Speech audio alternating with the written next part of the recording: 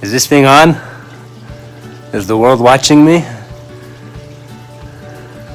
Oh, what's up guys? My name is Trent Wel-Don. Welcome back to my channel, Wel-Don Aquatics. Behind me, we're doing something fun, so don't go anywhere.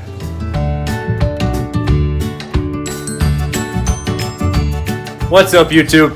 It's time that we finally scape the blackwater tank. So we're going to run through the sand I'm going to use, some of the driftwood I'm going to use, some of the plants I'm going to use. We're actually going to get the filter. We're going to talk a little bit about the filtration and hopefully get water in this tank tonight. So let's get started.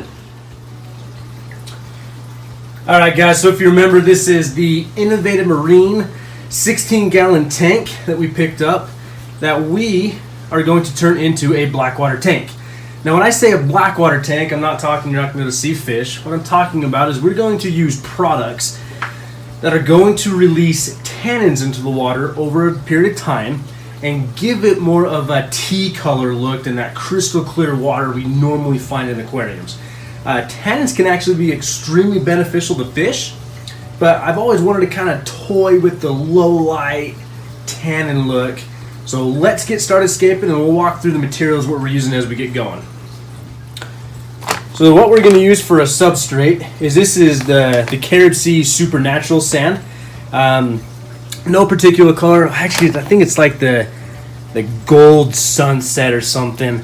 They've got a bunch of different colors, but I liked it because it was the most natural looking I could get, and I felt it was going to complement the tannin. The nice thing too with the Supernaturals is they include their free biomagnet clarifier. So we're actually going to test that out a little bit today, and once we get everything scaped, put some water in this tank. And this is a 20-pound bag, so I plan on using all of the bag. If maybe just not, yeah, we plan on using all the bag.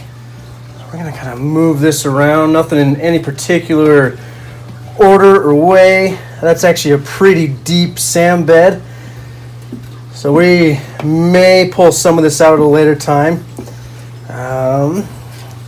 But since we have so much sand, we're going to kind of do a pretty unique scape in this aquarium. And sorry for any background noise. I've got Tucker in here. He's playing quality control tonight. So we're going to do a nice slope on that. I like that. Yeah, I think that's going to complement this well. Now for hardscape, we're going to use a piece of driftwood. It's called Suma wood. You can't really see that, can you? Now this is wood that I got from Houston Manzanita. He has a Facebook store. Guys, he's got a great selection, different types of wood, good pricing, good customer service. Now normally with driftwood, what we would do is we would pre-soak it, just like I did with the driftwood before I put it into my puffer tank, to release all of the tannins. But tannins are what I'm looking to gain in this aquarium, so I'm actually not going to pre-soak this wood at all. The downside to that, this wood may float. So if it does float, I'm going to have to get creative and use some rock structure to keep it down for a minute. But what I'm getting the goal from here is that I need and want the tannins to release into the aquarium. Now over time, as we do water changes and that nature, some of those tannins will be pulled out. But there's ways that we can increase those long periods of time, and we'll talk about that. I like that. This is going to be a pretty simple scape that we're doing. I do have a plant I'm going to add in here to give a little bit of green to it. I'm also going to add just a small coconut hut in the corner there. Hopefully some fish will use that. I like that. I may change my mind on that. But let's keep going. So I decided to keep the coconut head in there for now. I also decided to add some rock work. This is just river rock, very similar to what I have in my 75-gallon. Before I added it here, I gave it a quick rinse in some hot water, just to rinse anything off that may be on there. I don't think I'll have any issue with it. And I think I'm liking this scape so far. So now we're ready to add water. As soon as we get a little bit of water in here, I will add in the plant that I want, and we'll talk about it when I get that done. Alright guys, we have water flowing in this tank. You can see it's getting pretty cloudy. That's just some of the sand getting kicked up. So this is where we're going to add that clarifier they included with the sand.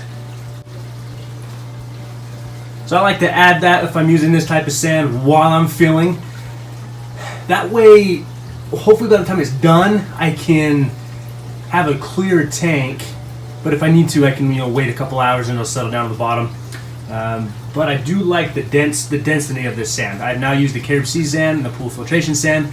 I like them both for different aspects of it, and I wanted the coloration that this Carib Sea sand offered for this tank. Alright guys, here is the final product. I still got a few things to adjust. I don't like how the cords are coming off to the left there. I may toy with that.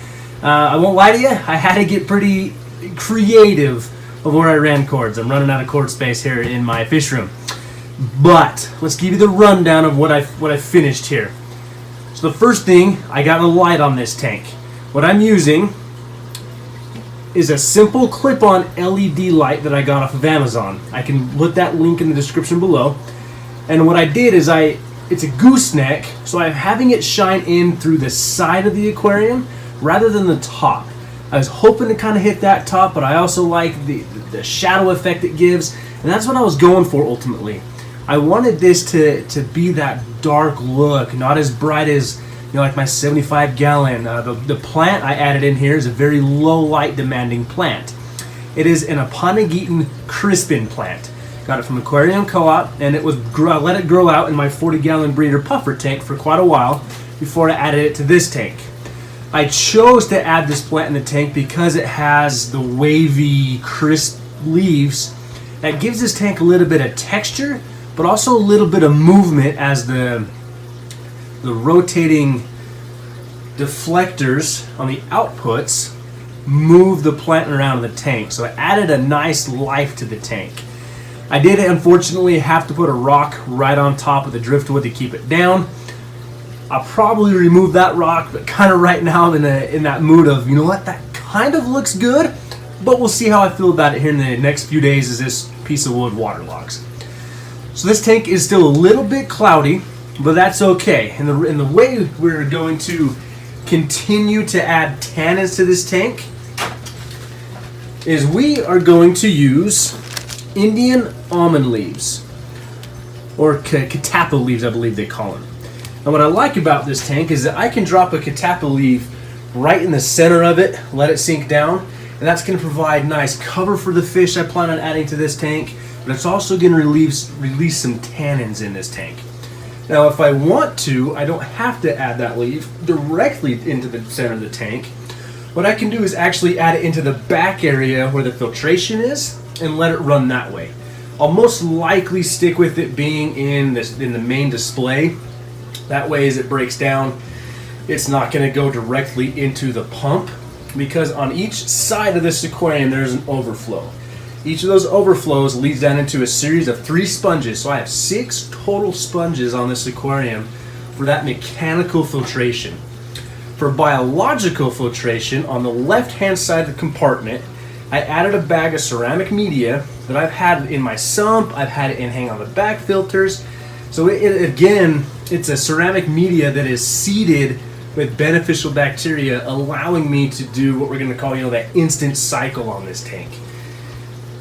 I can add fish right now and have no problems at all. I also added in a heater to this tank.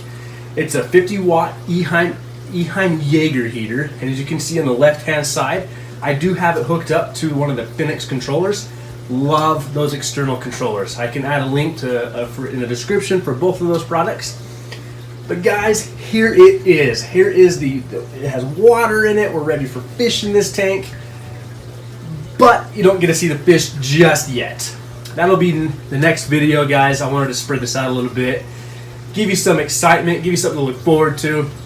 So if this interests you, if you want to see how we stock this tank and how this tank progresses, hit that subscribe button, hit the notification bell. I do try and respond to all comments left. If you have any suggestions, please let me know. But guys, I am Trent Wel-Don with Wel-Don Aquatics. Thank you for joining me, and we will talk to you guys next time.